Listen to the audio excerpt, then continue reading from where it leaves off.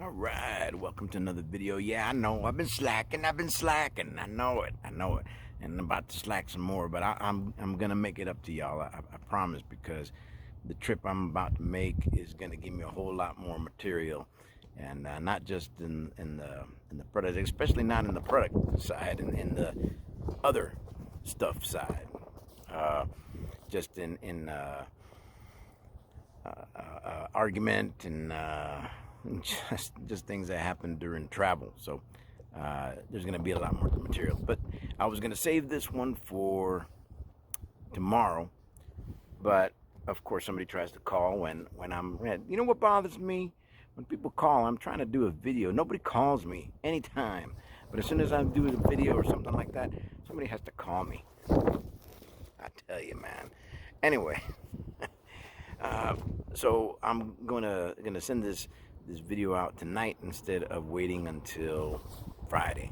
So hopefully it doesn't get blocked or anything, because it has some music in it. But it should be pretty entertaining. All right. And this is one of the stories from the PI. Yeah, stories from the PI. Next episode. Let's do this.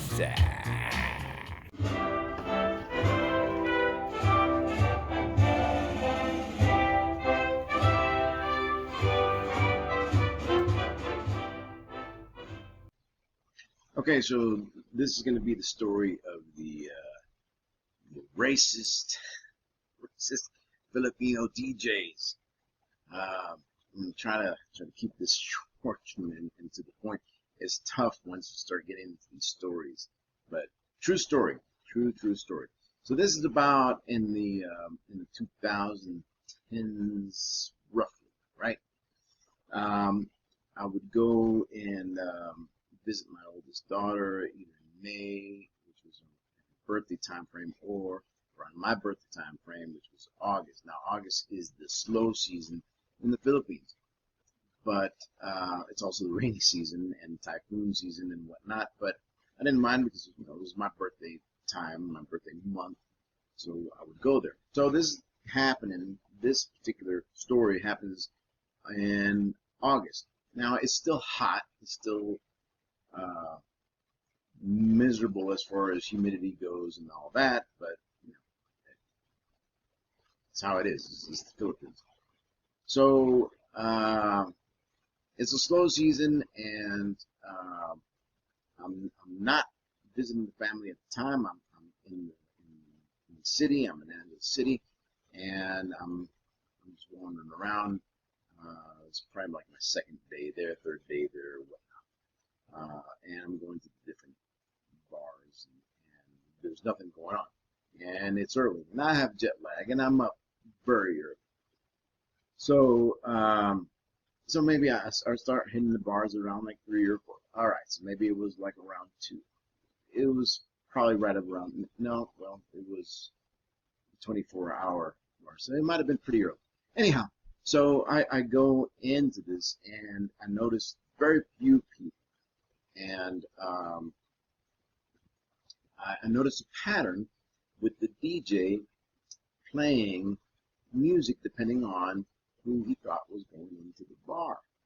And like this one white dude would walk in, kind of with tattoos and whatnot, and then he might play something like this. He might play the Scorpions.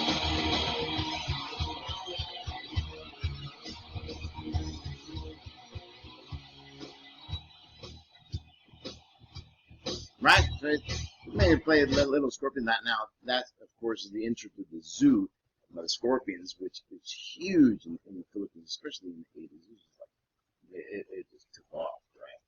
So I'm gonna play something like that, right? And then and this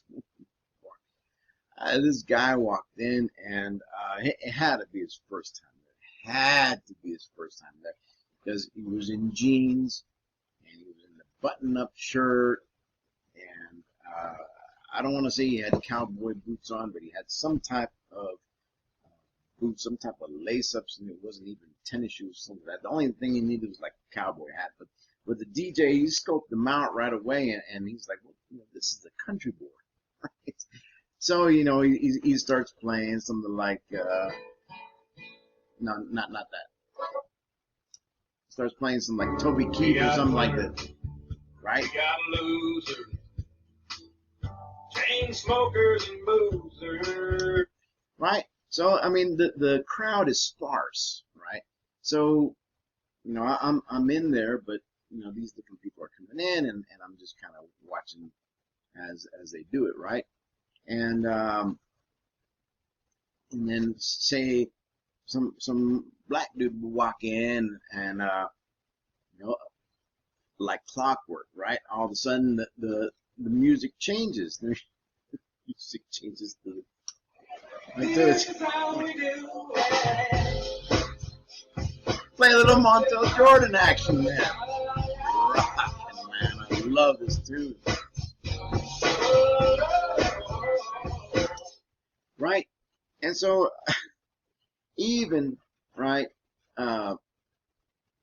even that was kind of like it wasn't really the start of the Korean invasion, so to speak, but there was Koreans going through, and Korean walked in, and next thing you heard is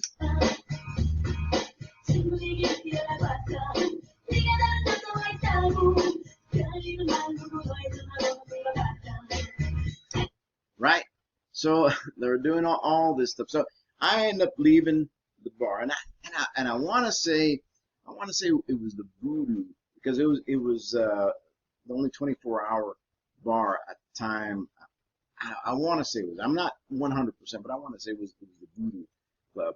So I left to do who knows what, and I come back, and it's still very early, so nothing else is open. And I go back into the Voodoo Club, and I go in, and I tell the waitress what I want. I go sit down, and again, it's very sparse. As a matter of fact, I think I'm the only one in there or whatnot. There's whatever. So I go and get my seat. I sit down, and suddenly